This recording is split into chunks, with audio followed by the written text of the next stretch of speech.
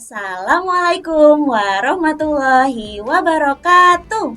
Halo teman-teman, bertemu lagi dengan Teacher Salma di Ramadan Berkisah, Ramadan penuh hikmah dan berkah. Pada kesempatan kali ini, Teacher Salma ingin bercerita tentang perjalanan Nabi Muhammad SAW dan bertemunya dengan para pengikut setia. Tahukah teman-teman, pada masa itu ternyata Rasulullah SAW sempat mengalami kesedihan yang mendalam. Tahukah mengapa? Ternyata Nabi Muhammad ditinggal oleh istrinya yang tercinta, yaitu Sayyidah Khadijah radhiyallahu anha. Dilanjutkan dengan meninggalnya paman beliau yang selalu mendukung dakwah-dakwahnya, yaitu Abu Thalib. Di tengah kesedihan tersebut, Nabi Muhammad tetap sabar dan tabah dalam menghadapi kehidupan. Nah, Allah melihat dan Allah ingin menolong Nabi Muhammad dan menghiburnya. Allah juga ingin memuliakan Nabi Muhammad.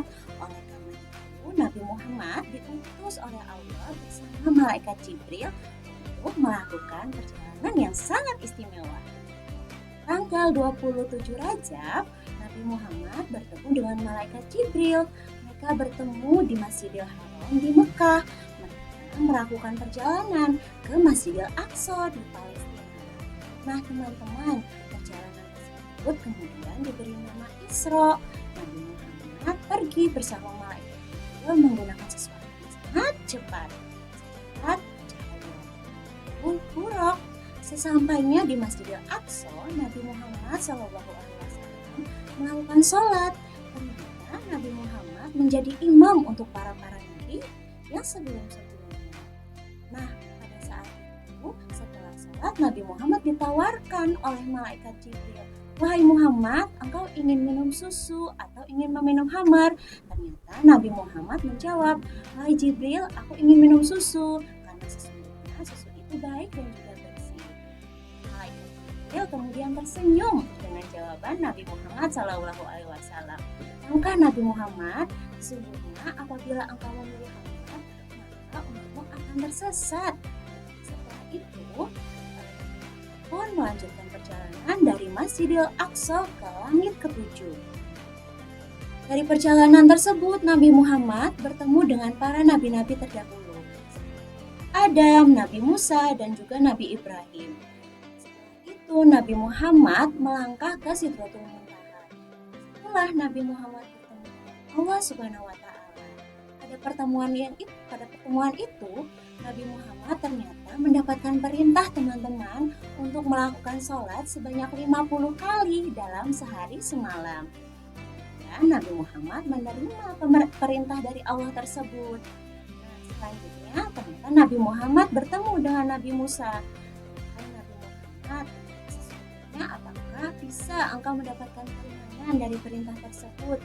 Akhirnya Nabi Muhammad meminta keringanan kepada Allah. Dan Nabi Muhammad mendapatkan perintah untuk sholat lima waktu yang sampai saat ini masih kita jalankan sebagai umat Islam di dunia. Selesai dari perjalanan ajaibnya tersebut, Nabi Muhammad kemudian turun ke bumi dan bertemu dengan penduduk-penduduknya di kota Mekah. Untuk kaum Quraisy, Muhammad menceritakan perjalanan Isra Mi'raj yang telah terjadi dalam semalam itu. Nah, kaum Quraisy yang tidak percaya dengan perjalanan tersebut. "Aku tidak percaya, wahai Muhammad." Tetapi ternyata masih ada satu sahabat yang percaya dengan Rasulullah. Dia adalah Abu Bakar yang kemudian diberikan gelar As-Siddiq karena dia adalah orang yang membenarkan.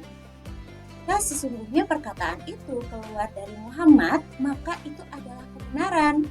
Nah, dari cerita tersebut, kemudian seluruh penduduk Mekah mengetahui perjalanan ajaib Isra Mi'raj tersebut. Nah, penduduk-penduduk lain di kota luar Mekah mengetahui juga. Berbulan-bulan kemudian, datanglah beberapa orang dari penduduk Yathrib datang menghampiri Rasulullah di kota Mekah. Mereka berkata kepada Rasulullah, "Ya Rasulullah, sesungguhnya kami beriman terhadap cerita-cerita yang telah engkau berikan. Kami beriman dan berjanji akan berbuat baik." Perjanjian itulah kemudian yang dinamakan Baiat Aqabah yang pertama. Nah, Rasulullah mengutus salah satu pemuda di kota Mekah untuk menyebarkan agama Islam untuk penduduk di kota Yastrib.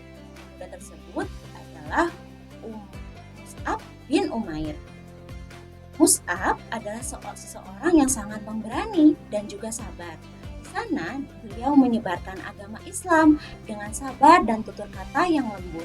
Ternyata tutur kata beliau memikat banyak orang untuk memeluk agama Islam, termasuk salah satu pengikut-pengikutnya dan pemuka-pemuka di kota Yastrib tersebut.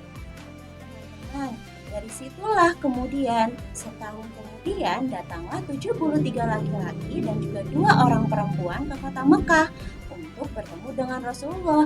Mereka berjanji akan beriman dan juga melindungi Rasulullah.